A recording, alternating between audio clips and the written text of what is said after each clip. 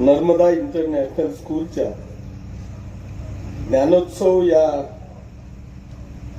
माझ्या जीवनातला अतिशय आगळा वेगळा अशा या कार्यक्रमासाठी या ठिकाणी उपस्थित असलेले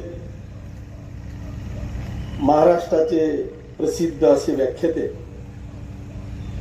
आदरणीय गणेशजी शिंदे सर,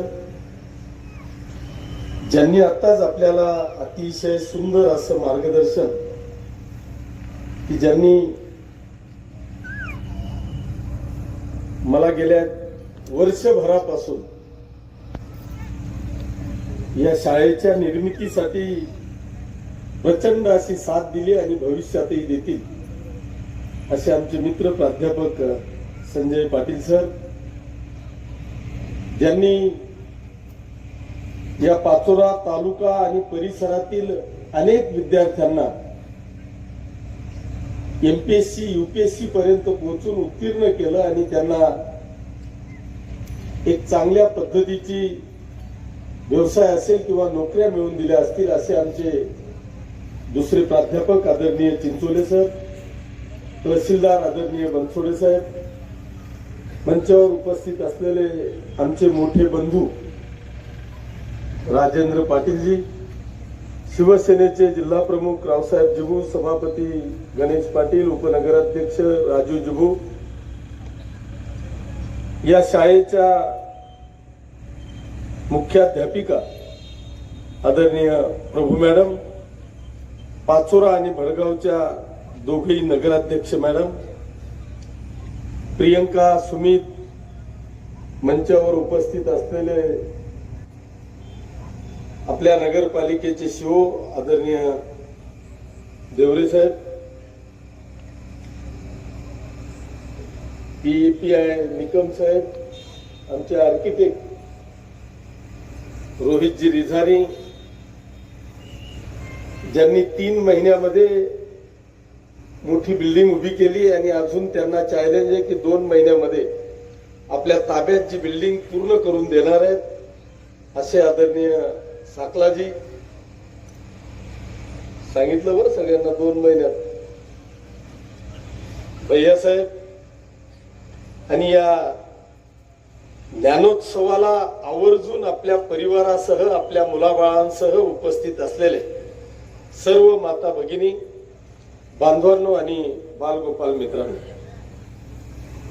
पहिल्यांदा मी तुमच्या सगळ्यांचे मनापासून आभार मानतो, आपल्याला धन्यवाद देतो की आपण आमच्या एका छोट्याशा आमंत्रणाचा मान राखून एवढ्या मोठ्या संख्येने उपस्थित राहिला, त्याबद्दल तुमचे सगळ्यांचे मी मनापासून आभार मानतो, आपल्याला धन्यवाद देतो.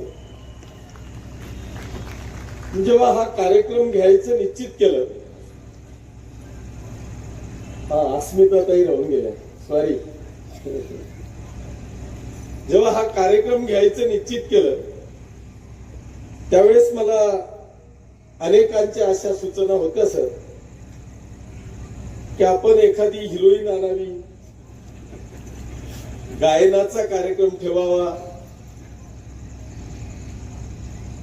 आणि मग प्रचंड अशी पब्लिक त्या कार्यक्रमाला येईल. पण मी त्यावेळेस सगळ्यांना ह्याच सूचना दिल्या की तुमचा सगळ्यांचा मी मान राखतो, परंतु मला ज्याला खरंच या ज्ञानोत्सवाचा आनंद घ्यायचा आहे, या ज्ञानोत्सवामध्ये सामील व्हायचं आहे, मला अशाच लोकांची ह्या कार्यक्रमाला आवश्यकता आहे.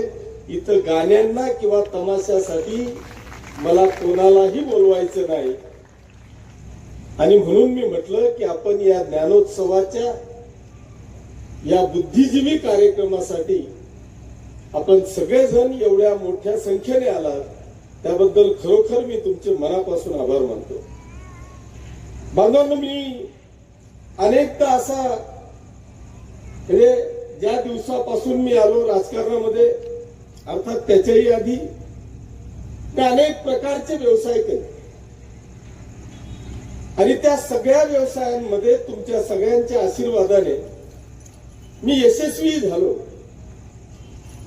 नुसता व्यवसायात यशस्वी झालो नाही तर व्यवसाय सांभाळून तुमच्या सगळ्यांच्या कृपा आशीर्वादाने व्यवसायाच्या बरोबरच राजकारणामध्ये सुद्धा यशस्वी झालो. मला वाटतं गेल्या 25 वर्षाच्या माझ्या राजकीय प्रवासामध्ये तुमच्या सगळ्यांच्या आशीर्वादाने कृपेने आजपर्यंत अपयशाचं सर्टिफिकेट माझ्या जीवनात मला कधीही घेण्याची वेळ तुम्ही सगळ्यांनी कधीच येऊ दिली नाही. हे माझं सगळ्यांच्या वतीने कृपेने हे माझं मी भाग्य समजतो. पण मी आज एका वेगळ्या विषयामध्ये जातोय, ते म्हणजे या ज्ञानोत्सवाच्या या नर्मदा इंटरनॅशनल स्कूलच्या रूपाने. सर, मला एक निश्चितपणे या ठिकाणी सांगावं असं वाटतं की मी कधी कधी विचार करतो की आमचे सगळे शिक्षक बांधव की जे आमचे ग्रॅज्युएट होतात, डबल ग्रॅज्युएट होतात, एखाद्या विषयामध्ये ते प्रावीण्य मिळवतात, तो एकच विषय ते आयुष्यभर शिकवतात. पण तो विषय शिकवत असताना मला खूप कमी शिक्षक असे मिळाले की ते बिना पुस्तकाचे शिकवतात. आमचा एक शिक्षक एक विषय आयुष्यभर शिकवतोय, पण तो कधीच बिना पुस्तकाचा शिकवत नाही. आणि आमचा एक विद्यार्थी ज्याला 7-8-10 विषय आहेत, त्याला फक्त 6 महिने शिकवायचं आहे आणि तुम्ही त्याला बिना कॉपीची त्याच्याकडून अपेक्षा करताय की यांनी प्रचंड मार्कांनी उत्तीर्ण व्हावं. ही अशी अपेक्षा आम्ही नेमकं करतोच कशी, हा मुळात माझा प्रश्न आहे. की एक शिक्षक एक विषय आयुष्यभर शिकवत असताना तो बिना पुस्तकाचं शिकवू शकत नाही. दुसऱ्या बाजूला तुम्ही संत ज्ञानेश्वर महाराजांवर तासोन तास व्याख्यान देतात. ज्ञानेश्वर महाराजांची ज्ञानेश्वरी तुमची तोंडी पाठ आहे.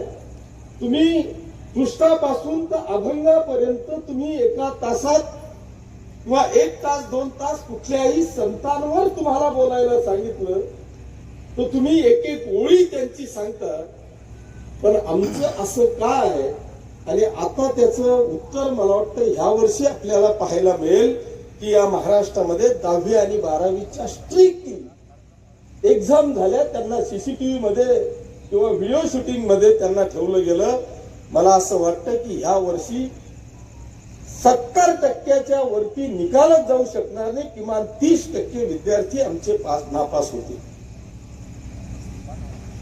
मग आम्ही त्यांना सपोर्ट करतो का?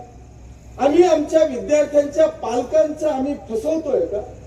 त्यांचा मार्कांचा फक्त 90%, 95%, 99% हे मार्क्स आम्ही घरी दाखवून त्या पालकांची आम्ही फसवणूक करतो का? आमच्या शाळेची पटसंख्या वाढवण्यासाठी आम्ही सगळं हे पाप करतो आहोत का? असं म्हटलं तरी वावगं ठरणार नाही. आणि म्हणून मी असा विचार केला की हे सगळ्यात महत्वाचं आज जर का तुम्ही पाहिलं तर साहेब, आज आमचा मोलमजुरी करणारा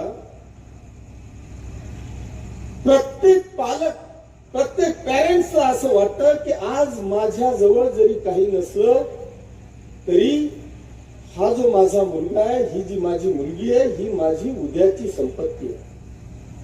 आणि ही संपत्ती वाढवण्याच्यासाठी मी माझ्या पोटाला चिमटा देईल, पण मी याला शिकवेल आणि हा शिकला की खूप मोठा अधिकारी होईल. तो ज्या दिवशी अधिकारी होईल त्या दिवशी खऱ्या अर्थाने ही माझी संपत्तीत वाढ झालेली मला दिसेल, ही प्रॉपर्टी मी जपेल. हा प्रयत्न माझा या ठिकाणी सर्वसाधारण मोलमजुरी करणारा पालक या ठिकाणी पाहतोय. साहेब, मी आपल्याला माझ्याच या